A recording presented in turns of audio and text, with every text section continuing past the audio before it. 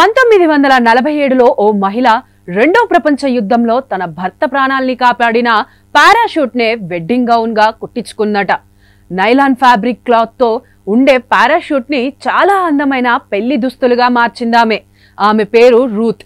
1947 రెండో ప్రపంచ యుద్ధం తర్వాత అమెరికన్ B-29 పైలట్ అయిన మేజర్ క్లాడ్ హెన్సింగర్ తన సిబ్బందితో తిరిగి వస్తుండగా విమానం ఒక్కసారిగా మంటల్లో చిక్కుకుంది. వెంటనే పారాషూట్ సహాయంతో తనను తన సిబ్బందిని రక్షించుకున్నారు.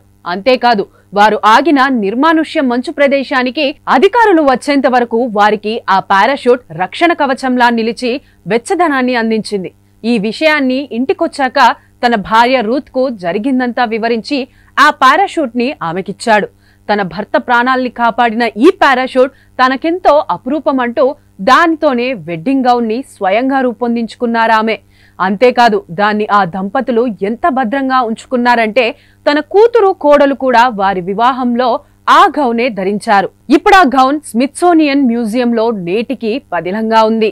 పేదవాడి పక్షాన నిలబడతాం, ప్రజా గొంతుకై నినదిస్తాం.